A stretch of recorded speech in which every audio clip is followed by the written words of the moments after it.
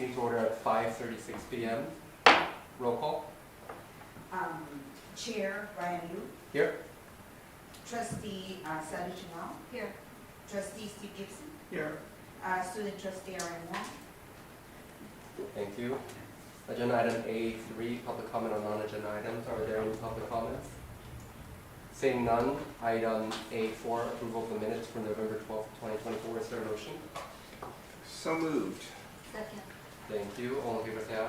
Aye. Any opposed say nay. Motion passes. Item B1, facilities update. Yes, we have a lot of great information to share with you all on all the work that's happening on campus. Richard and team have prepared sort of our normal overview, so he's going to walk through that with you all and then see if we have any questions. Good evening, trustees. So, Serafian, we're in the home stretch. We're on a punch list on all floors 1 through 4, and we're just finishing up some of the ducting on the fume hoods on level 5. The project continues. They're starting to do final cleaning on the glazing on the exterior and finishing up the landscaping. Schedule should be finishing up. There was some fire alarm issue and also the fume hoods, and that should be finishing up here shortly. We are still on track for scheduled classes for spring semester in February. Is there any specific questions? I think everybody got an opportunity to tour. It's just getting better and better since the day you walked in. So. It's really great. Did you, I thought the tour was really helpful to see what's been accomplished and how much has been accomplished over the past couple years. I would still recall when it was still standing, and I think that, I'd like to commend the team, Candace and your team, for the diligence in staying on top of it. I mean, there were some bumps in the road, but you all persevered, and it's terrific. The view is terrific. We're going to need to have one of our board meetings. I made that comment during the tour as well. Yeah. Each of you did. We're all very original thinkers.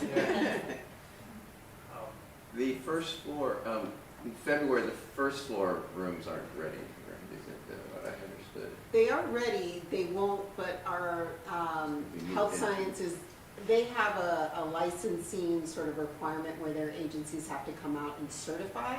So Dean Young has scheduled that to happen for the summertime. He felt more comfortable sort of like have his current classes where they are and then have the agency come in, and then his first classes will be in summer of 2025. Right. But they are complete and they've been punched. Yes, the only floor that work is ongoing is level 5, and that should be completed up in the next 2 weeks. So, and also besides our team, I do want to give a little bit of a shout out to BCL. We did work with our partners, and they made some changes in staffing and really stepped up to the plate to accelerate. Like I said, there's been, as noted, bumps in the road, and they've really stepped up to help us navigate through those and get us open for spring. So, and today we're working with the dean on the move plan, so everything's going forward. We don't anticipate any issues of not having spring classes. There are a couple of project details that we will share updates for you all in closed session tomorrow. C building, we're still. No. Oh, sorry.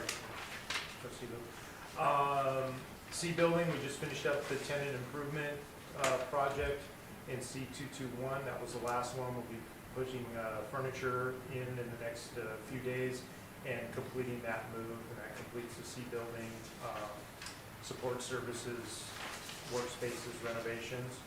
We're diligently working and now in lot 5 on the campus-wide painting project. So we're continuing with that as we work our way around the college. Any questions on either of those two? Okay. The big one, mirror pools. I know that we have a separate item to discuss about mirror pools, but we are in the process of working with CW Driver, and we'll be having that on the board agenda for tomorrow night for acceptance of our award. And so that everything's working well with them. We're in a series of meetings working on price and RFIs so that they understand the complete scope of work. So you don't need action from us tonight? Not tonight, tomorrow. We'll talk a little bit more in detail about that on the next item. Sexton Auditorium, here's a big one. That's a big change. You'll see a couple pictures here. Wow. All the seats are out of Sexton, and we're in the middle of doing the painting right now on the color scheme that was approved. So seats should be coming back sometime in February. We'll be done with the painting by then. I know that ITS is also working on some auxiliary projects to upgrade the sound systems in there, but they're meshed together. They're not dependent on each other. So we're going to be doing that, and then we'll be going out the last part of that contract for the refresh will be the flooring contract. So again, we're hoping to have all the seating, flooring, paint, everything ready for graduation or possibly sooner. But we are scheduled to have it open for the graduation. Going back to the new building that's, Sawafin building? Yes. When is the dedication of that building? We're identifying some dates, but we're gonna be checking to make sure with all the trustees that it works with your schedules. But we're looking at, depending, as Richard and Hangus mentioned, these kind of final touches that are happening. We're seeing either like the very end of January, I think early February is what we're looking at. But we'll make sure that the dates work for everyone. Thank you.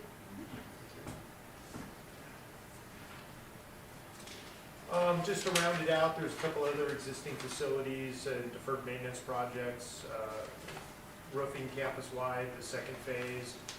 We're still going to be bidding and awarding that. I think we'll probably be looking at probably spring for actual construction since we're starting to get into the winter. Veterans Resource Center, we're working with Science Village and finding out what bungalows we have available, and so knowing that the annex buildings will be replaced with a new movement building. We didn't want to move Veterans Resource twice, so we've identified space within the Science Village, so we're working on that. So we hope to have Veterans Resource relocated by summer. It gives us time to revamp the area that they'll be moving into. Would you remind me what is going to happen to the Science Village? So eventually in the facility strategic plan, that's actually unplanned area.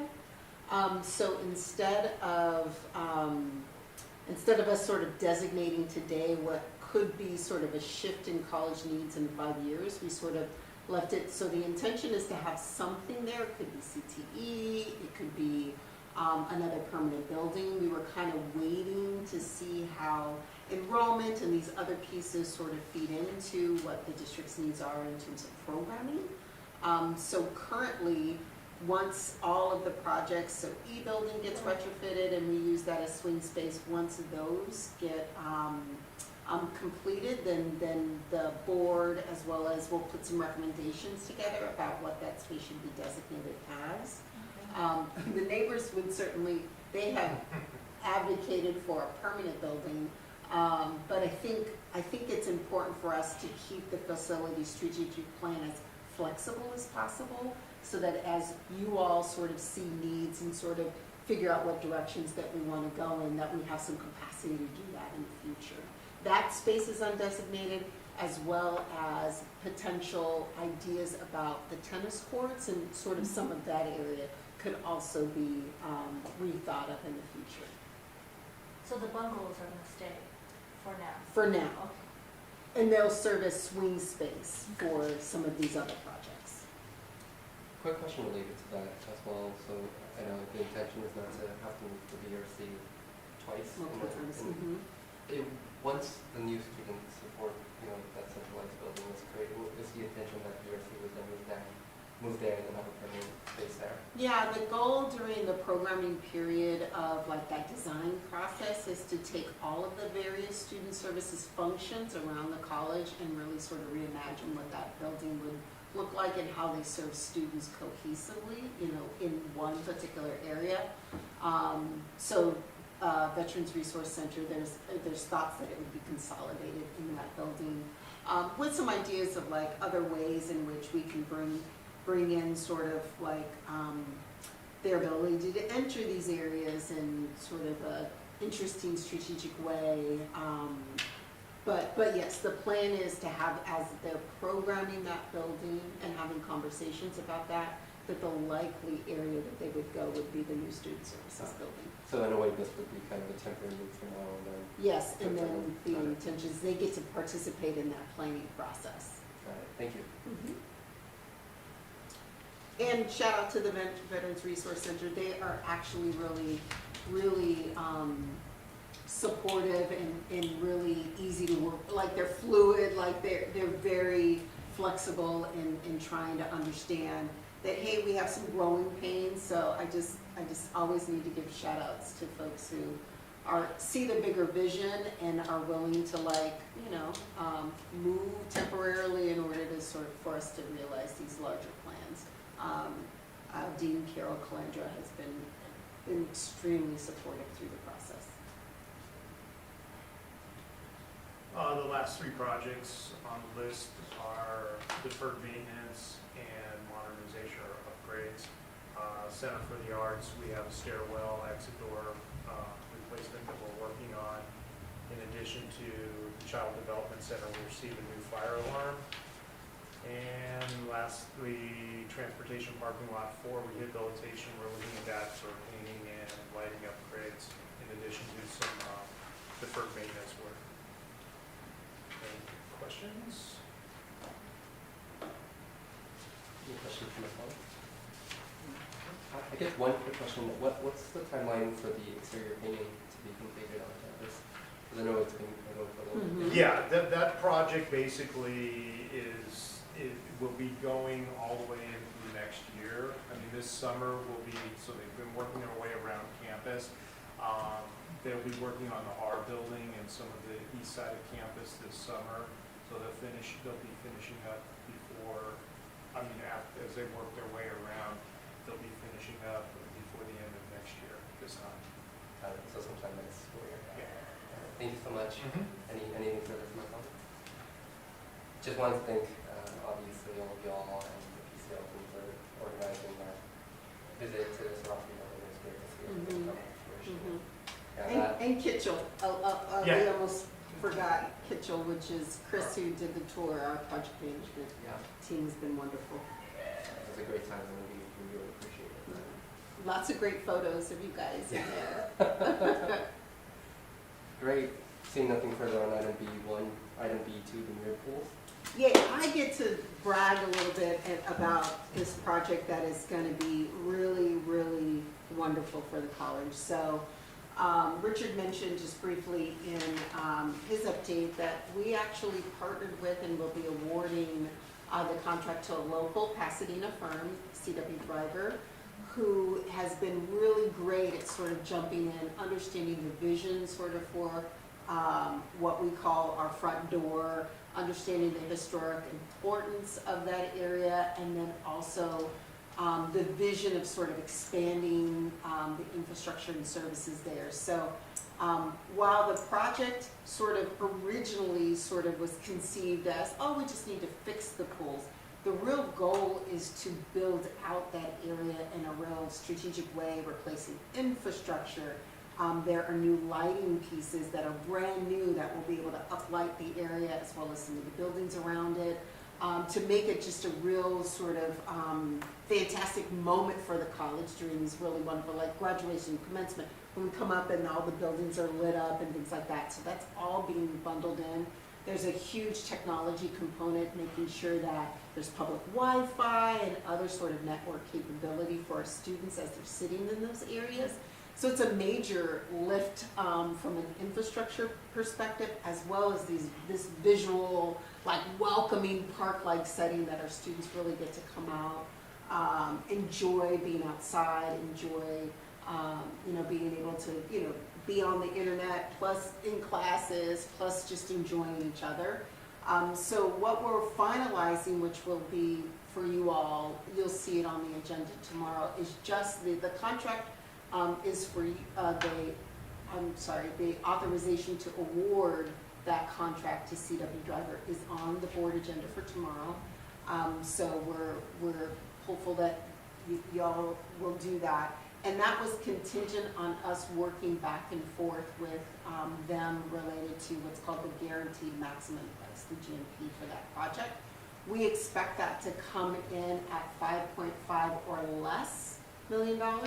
Again, sort of being able to add these additional components onto the project as one. So we feel very comfortable for that. We're sort of finalizing those numbers, but that's what we expected to come, 5.5 or less on that GMP. What was the original cost for the initial renovation? The original cost without the added lighting and all the other stuff, What was the original plan that was previously approved? approximately somewhere in the $2.5 million range. So this is double that, I'm just thinking about this in terms of, cost. Certainly. Certainly, right, and I'm sure you all did your due diligence in terms of, what's been added and what that impact would be. And would this also be coming out of the bond money, or is this a different fund? So let me You do that one and then let me just roll that back. So that project has been about 2.5, almost 3 years in the making. So every year we've all experienced the cost escalation over the last 2 years. So we're seeing, we had briefed on Serafian, we were seeing an estimated 20% overrun in costs and contracting just because of the current markets. When we originally designed the project, it was strictly a revamp of the pools and some hardscape. Since then, the college asked us to add in this complex programmed lighting of the E, D, and C buildings.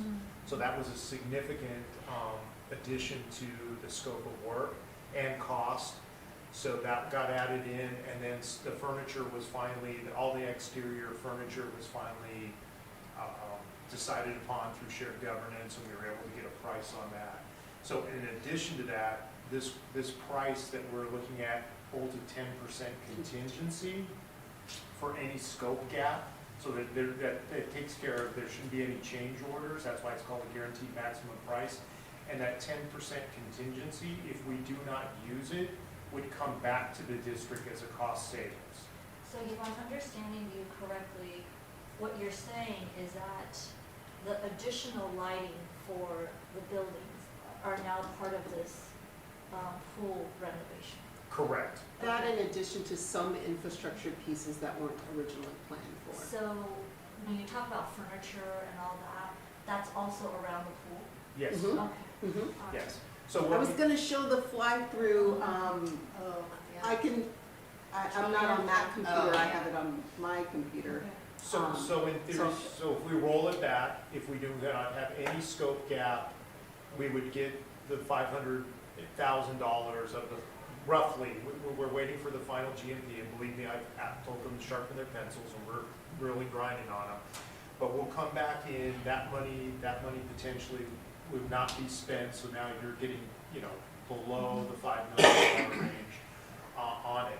Another factor too is we've put a very accelerated schedule in place because of the fact that we did not, when we went out to low bid, we did not get the amount of contractors necessary for a competitive pool. Then we went through and went ahead and went with the lease back. So that all did a time impact and gave us less construction duration. All the new seating was now included. Thank you very much. I'll send the links out, we'll have Audrey send you all the fly-throughs on this. And it'd be helpful tomorrow as it's on the agenda to show this. Sure. Okay. Maybe with the recommendation award Mhm. and the final GMP. what we've got. Just to help our colleagues visualize the project. Yes, and, you know, part of this is that I recall when we were talking about the new pool, it was such a centerpiece for the campus, and I'm wondering with the furniture that are around it, would that distract from it being the centerpiece of the campus? So originally, even like the benches that were sort of even way back in the day, Right. I think we feel confident that the way that students and the community uses the pools today is actually, they're just all sitting around the pools, like either on The edge. the, right, yeah, on those pieces. And so in order for it to be a functional, also sort of, I don't want to say learning space, but a functional space for our students to be able to be outside and be on their laptops and work on homework and pieces, because a lot of this furniture has embedded also electric in it, so they'll be able to plug in, they'll be able to connect to Wi-Fi in ways that they're unable to do today. And they actually, I mean, that is probably our most used area outside of the quad in terms of seating and bringing in the community to be able to sort of experience the outdoor spaces in a way that they're unable to do today. So if I may be a devil's advocate Please. on this one, being that this is the first time that I've seen it, is that one of the things about the new pool is that there's a lot of grass area. There's, right now, it's surrounded by grass. And I feel that there's always some importance around having green space, right? Mm-hmm. So what I'm seeing now is the green space is gone, and it's kind of like, it's now more concrete, and I feel that changes the aesthetics and the feel of it being green space where people can just sit on the lawn, and now it's, Mm-hmm. that space has been exchanged. So I'm a little Just bit wanting to concerned. make sure, Yeah, yeah. I'm a little bit, So fortunately, none of the grass area is impacted. Like we're not taking out grass in order to put in concrete or a piece, you know. And there's also a drought tolerant native plant palette that is also incorporated into the design, so that we're changing out landscaping that is not native to California or requires a lot of water. Just backing up, 2 years ago, this project, these fly-throughs went through shared governance. Our board of trustees also voted on. So we had previously shown these particular fly-throughs at the facilities subcommittee. Unfortunately, I don't think You didn't see it here. you all weren't here. But No, I don't, what do you mean that, I'm just curious that it wasn't shown here in the facilities committee. it was. So we voted on whether or not we wanted the traditional Right, scapes sure. or the infinity edge pieces. So Uh-huh, these fly-throughs were sent out to the entire campus community in Sure. addition to the trustees to vote on which of those options. This just happens to be the, oh, no, it's over. But Okay. this was the fly-through that was at that time selected. I think some of the feedback on that committee at the time was trustee, previous trustee Martin, trustee Kwong was on that committee. Just one other, Is it me? it might have been trustee Osterling. It might have been, but I could double check. Okay. And so one of the pieces that was consistent, at least with those two, was that they wanted to maintain sort of the historic, like, yay, Yeah, the yeah, infinity yeah, edges. yeah, We had yeah, a lot of yeah, robust conversation around that.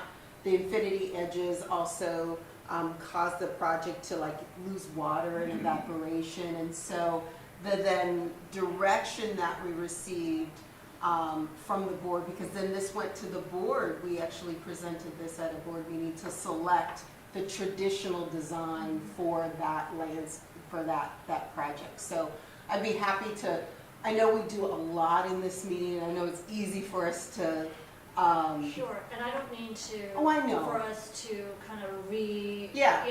Yeah. regurgitate what sure, was discussed. At the same time, I think it's helpful to kind of bring us, the context. yes, Yeah. and especially I think when they're a new board member, Yeah, or yeah. board committee members, so otherwise there's no surprises. Yeah, the back sort Yeah, of context exactly, and sort of the previous conversation. So I appreciate that advice. I mean, that to me was the backstory before we went. There was just a lot of, what would I say? There was a robust discussion in terms of which direction to go. The positive about that is I do feel like everyone was able to really share their experience. The grassy areas was one of those pieces. Let's make sure that we're not reducing the grassy areas. We were getting a little bit of, what would I say, is there suggestions from students to actually reduce the grass because there's a water component to it. But we also knew that because this front area is really used as the front door of the campus, and that generally the community does come out, put out blankets, they bring their kids out to play, that we didn't want to do that. We didn't want to lose sight of that. No, I understand that, and I think that, having this discussion is where this needs to happen, right? Like, this is why we're having these, committee meetings, and I think that when there is a difference of $2.5 million, I do think that context, Is helpful. is helpful. Okay. Because if it was just 2.5 and it was how it was before and it was decided by the previous committee or the previous board, I get that. But now that we're asked to add another $2.5 million to this, then I would, Just like the context. yes, Yeah, that makes complete sense. I mean, a good portion of that is just due to cost escalation, and then the added components of really sort of trying to enhance that area at one time so we're not in there multiple times. We're hopeful to also use this space really also as an event space.